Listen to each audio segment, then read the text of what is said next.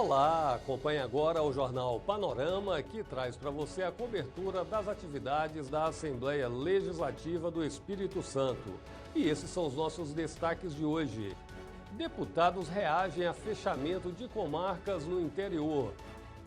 Projeto de lei propõe teste do pezinho ampliado em hospitais públicos. Estudo aponta a presença do vírus da Covid-19 no estado antes do começo da pandemia no país.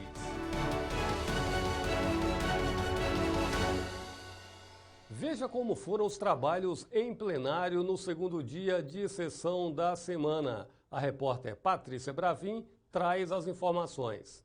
8 projetos começaram a tramitar nesta terça-feira. A deputada Janete de Sá apresentou matéria que obriga construtoras a solicitar inspeção do governo do estado e do Conselho Regional de Engenharia antes da entrega dos imóveis.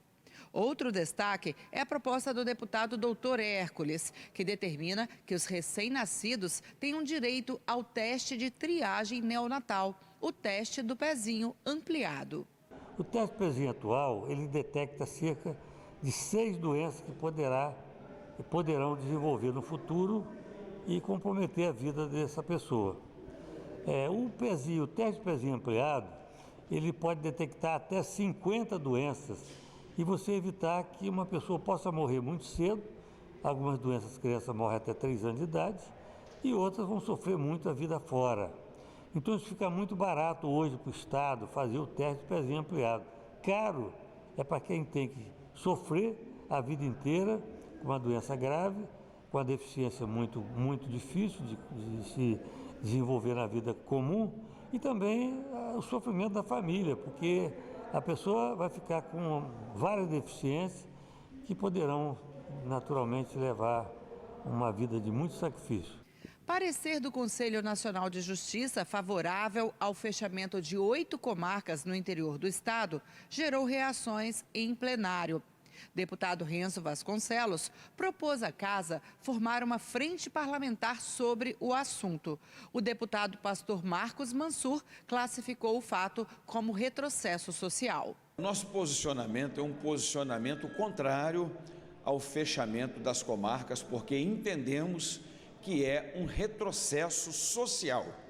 É claro que nós entendemos a realidade orçamentária do Estado, a realidade orçamentária do TJ, mas entendemos que quando nós falamos do social, o social não tem preço.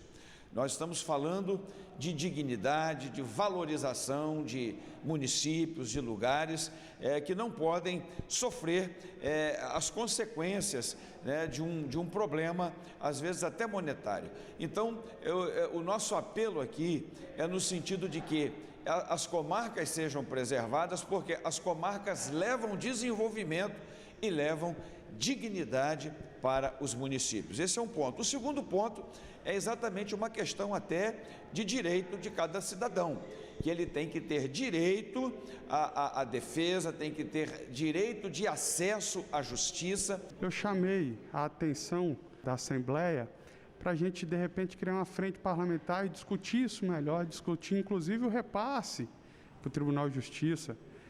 Não sou a favor de aumento, mas, de certa maneira, a gente precisa de, inclusive, discutir aumento, porque quem perde é o cidadão lá fora, quem perde é o contribuinte, e aí, se tiver que readequar o repasse, acho que aqui é a Casa de Leis que é responsável por isso, e a gente não pode se furtar dessa obrigação e desse direito do cidadão de ter acesso à defesa. E a gente volta para o estúdio. É com você, Vanderlei. Vamos agora dar um giro pelas comissões permanentes. A gente começa com o Colegiado de Justiça, que teve a participação dos deputados de maneira remota e também presencial. Entre os 24 projetos aprovados na reunião da Comissão de Justiça, destaque para a matéria que estabelece punições a alunos em caso de agressão a professores e outros servidores nas instituições de ensino. De acordo com a proposta, os estudantes poderão ser suspensos por 3 meses ou receberem multa que pode chegar a mais de R$ 7.000. A proposta do deputado Capitão Assunção. Os parlamentares aprovaram ainda projeto que institui a Política Estadual de Apoio à Agricultura Urbana, de autoria da deputada Janete de Sá, e a proposta do deputado Carlos Von, que dispõe sobre a cessão gratuita de espaços nos shopping centers para comercialização de trabalhos artesanais. O vírus da Covid-19 circulou no estado antes do começo da pandemia no Brasil. É o que aponta estudo apresentado na reunião da Comissão de Saúde. Pesquisa desenvolvida pelo LACEN, Laboratório Central de Saúde Pública do Espírito Santo, revela que o vírus SARS-CoV-2, causador da Covid-19, já circulava no estado desde dezembro de 2019. De acordo com o coordenador-geral do LACEN, médico e pesquisador Rodrigo Ribeiro Rodrigues, um estudo com 7.370 amostras de pacientes com suspeita de dengue e chikungunya indicou um grupo com anticorpos para a Covid. O assunto foi tema na reunião virtual da Comissão de Saúde desta terça-feira. Os sintomas da fase aguda de dengue, de chikungunya e Covid, elas podem se confundir. Então, quando o paciente chega com febre, com uma mialgia importante, cefaleia e algumas manifestações hematológicas, pode haver essa confusão, né, na hora do diagnóstico clínico. Os estudos foram iniciados em junho de 2020, com as primeiras discussões sobre as possíveis relações entre a Covid-19 e doenças endêmicas, como a dengue, a zika e as febres chikungunya e amarela. Nosso primeiro caso no Espírito Santo foi registrado em 29 de fevereiro. O primeiro caso é uma paciente de Vila Velha que foi enviada para amostra para Fiocruz e lá foi confirmado a presença do novo coronavírus por PCR. Então, o primeiro caso aqui, do dia 11, a gente coloca 15 dias antes disso, mais ou menos, nós vamos ter, então, alguém que foi infectada no início de janeiro, meados de janeiro de 2020. Isso levantou para a gente uma suspeita muito forte que outros casos poderiam estar ocorrendo.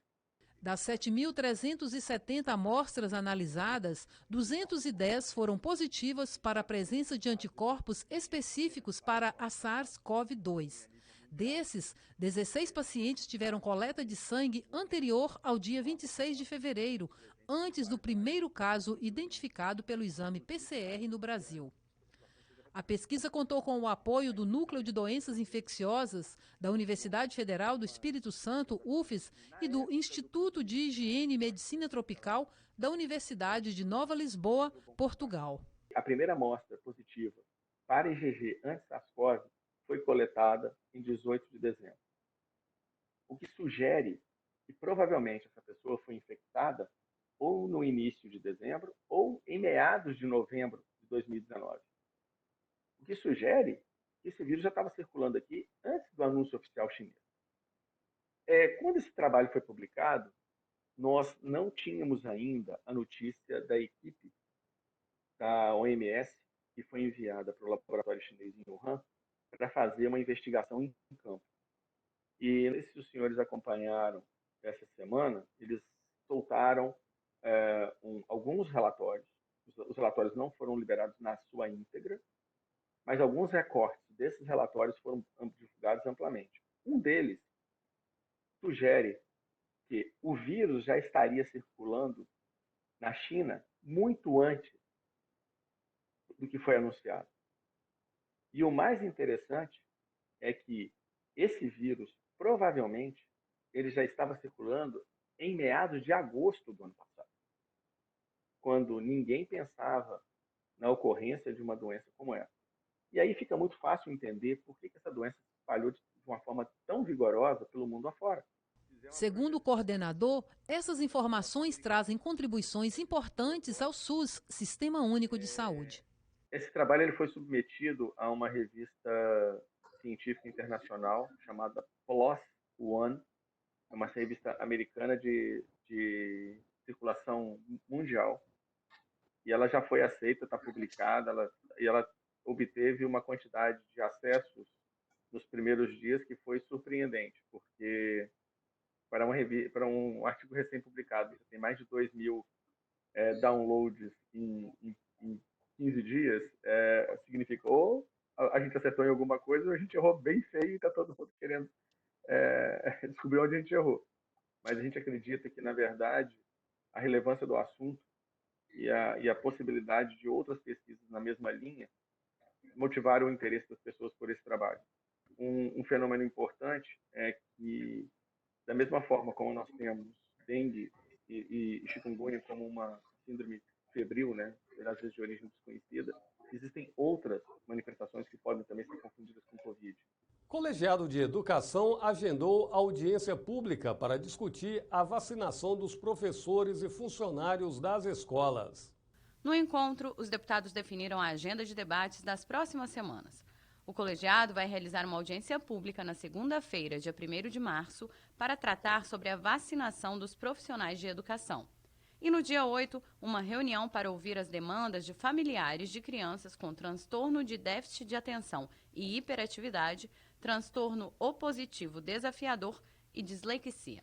São novos tempos aqui nessa comissão, que tem uma função de fiscalizar, que tem uma função propositiva, de deliberação de matérias com a temática da educação. Essa comissão passa a se reunir semanalmente e não mais quinzenalmente. Isso mostra a vontade de produzir, o volume de trabalho que nós teremos aqui e abrir a Assembleia Legislativa dentro dos protocolos de saúde, dentro das regras da saúde, abrir para a população, porque essa é a casa da população. E o Jornal Panorama de hoje fica por aqui, mas você pode se informar também sobre as atividades do Legislativo Capixaba pelo portal da Casa e pelas mídias sociais. Obrigado pela sua companhia. Continue ligado na programação da TV Assembleia, agora mais perto de você, no canal 3.2.